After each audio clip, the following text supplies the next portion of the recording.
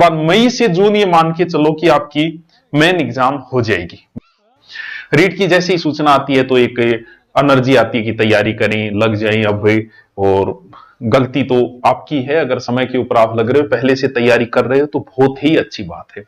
Selection उन्हीं का होगा जो पहले से तैयारी कर रहे हैं। हाँ, कर भी रहे हैं, जैसे मैं ज्योग्राफी डाल रहा हूं, रीट का मैटर भी डाल रहा हूं, तो पहले से पढ़ रहे हैं बच्चे। अब कुछ नए आएंगे, वो भी सोचेंगे कि 2 महीने में। हाँ, पात्रता की जा सकती है, ये नहीं कह सकते कि पात्रता क्या सर 3 महीने में की जा सकती है, आराम से की जा सकती है। अगर आप थोड़ा सा सही दिमाग लगा ले कि इनमें से कौन कौन सी चीज मुझे आती है, कौन कौन सी चीज मुझे पढ़नी चाहिए, अगर थोड़ा सा सेट कर ले। क्योंकि पात्रता के बाद जो मुख्य परीक्षा है उसमें आपको 4 से 5 महीने मिल जाएंगे। यानी दिवाली के नजदीक मान के चलो फॉर्म भरने शुरू हो जाएंगे, दिवाली के बाद या दिवाली से पहले लगभग। उसके बाद में एग्जाम 19 या 20 जनवरी के लमसम मानी जा रही है। इसके बाद 1-1.5 महीने बाद रिजल्ट आएगा, फिर दोबारा, और उसके बाद मई से जून ये मान के चलो कि आपकी मेन एग्जाम हो जाएगी मेरे अनुमान से। यानी मेन एग्जाम में अभी आपको 7 से 8 महीने पड़े, और मेन एग्जाम का कोई इतना बड़ा नहीं है, जीके ही तो है। 40 से 50% तो जीके ही लगता है। यह सूचना आप सब तक पहुंच चुकी है कि रीट में ये कहा है इतने पद होंगे, और ये सूचना, और वो नॉर्मल जो बातें आपने की 5वां विकल्प देंगे तो इससे कोई फर्क नहीं पड़ने वाला, अगर 5वां विकल्प मिल जाएगा ठीक है, अभी मिल गया कोई बात नहीं। इसके अलावा कोई विशेष सूचना तो इसमें है नहीं कि ये पात्रता है, और पात्रता के बाद ये दूसरा 2 पेपर होंगे, ये भी बात आपको न्यूज मिल गई होगी। सर पहले जो कर चुके हैं उनका, कईयों का ये सवाल है कि हम पहले पात्रता कर चुके हैं, तो कोई बात नहीं, कर चुके हो तो आपको दोबारा जरूरत नहीं है, लेकिन आपको देना है। या जरूरत को नहीं, फिर क्यों देना है गुरुजी? देना है। पेपर देने से आपको बड़ा अनुभव होता है, क्या फर्क पड़ जाए, 500-1000 रुपए लग जाएंगे, आपको फॉर्म भरना है, जैसे ही फॉर्म भरने शुरू हो और पेपर भी आपको देना, आपको नया अनुभव मिलेगा, दोबारा हो जाएगा, क्या फर्क पड़ना। बाकी जरूरत नहीं है पहले जो कर चुके हैं वो मेन पे फोकस रखे, लेकिन मेन पे रखोगे तो भी ये क्लियर हो जाएगा, आपका प्री कर दोगे आप आराम से, बस थोड़ा सा धैर्य रखे।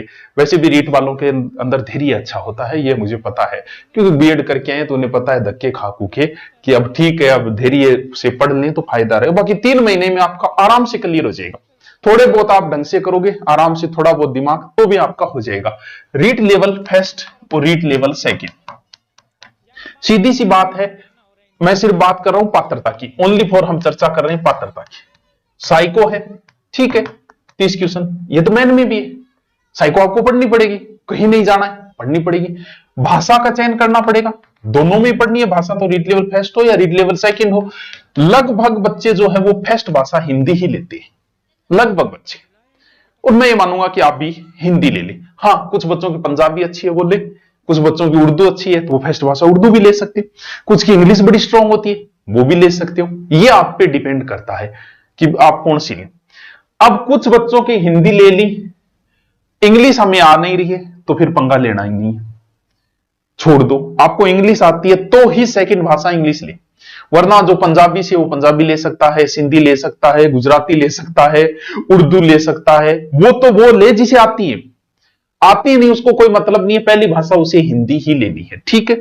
दूसरी भाषा अगर इंग्लिश आती है तो लो, वरना फिर और कोई चॉइस तुम्हारे पास है ही नहीं संस्कृत के अलावा। सर इंग्लिश थोड़ी बहुत आवर, थोड़ी बहुत संस्कृत भी आ तो के लियो, तो भी संस्कृत ले। क्यों?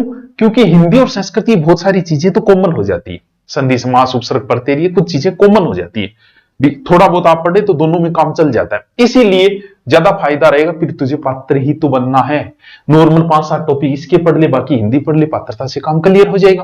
भाई हिंदी तो सबको आती है, सर मन को नहीं आ, हिंदी की मेरी प्लेलिस्ट है, वर्ण से लेके सारे टॉपिक, यानी मैंने लोकोक्ति, मुहावरे, प्रायवाची, विलोम, ऐसा कोई टॉपिक नहीं छोड़ा है। हिंदी की प्लेलिस्ट में जाना, मैंने पूरी हिंदी करवा रखी है, और उससे बाहर कोई प्रश्न नहीं जाएगा, पूरी हिंदी का एक एक टॉपिक। वरना हिंदी का फिक्स होता है, संधि समास उपसर्ग पढ़ते कॉलेज हो गयो क्लियर, पूरे टॉपिक हिंदी के जितने लगते हैं पढ़ ले, उससे बाहर नहीं। सर शिक्षण विधि, शिक्षण विधि तो बहुत ईजी है, पिछली रीट से पहले मैंने हिंदी की शिक्षण विधियां करवा के डाल रखी है। सर अब तो किन्ने चली होगी, दोबारा करवाती हूँ हिंदी की शिक्षण विधियां जो है वो दोबारा करवा दूं, यही काम मेन में आएगी, ये यहां आएगी। फिर रीट लेवल फर्स्ट में आपके मैथ हो गई और पर्यावरण हो गया। कुछ बच्चों को पता नहीं होता क्योंकि नाम पर्यावरण दे रखा है, तो कुछ सोचते हैं पर्यावरण में वो लगता होगा क्षोभ मंडल, समताप मंडल, कार्बन डाइऑक्साइड। इस पर्यावरण, नाम पर्यावरण दिया उसमें सब कुछ दे दिया उसने, यानी इसमें कल्चर भी लगती है, दुर्ग वगैरह सब लगते हैं। जो ज्योग्राफी मेरी चल रही है वो भी इसमें लगती है, यानी कल्चर भी लगेगी, ज्योग्राफी भी लगेगी, पर्यावरण का पार्ट भी लगेगा, परिवार भी लगेगा, यानी इसको घिचपिच सो सिलेबस है। वो पर्यावरण है, ये नहीं कि ओनली कार्बन डाइऑक्साइड गैस लगेगी, पर्यावरण कंप्लीट हो गया।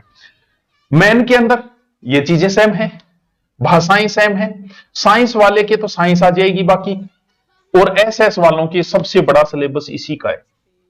इसमें ज्योग्राफी भी लगती है, वर्ल्ड तक की कुछ टॉपिक, इंडिया ज्योग्राफी लगती है, राजस्थान लगती है, भारत का इतिहास लगता है, राजस्थान का इतिहास लगता है, पूरी पॉलिटिकल लगती है।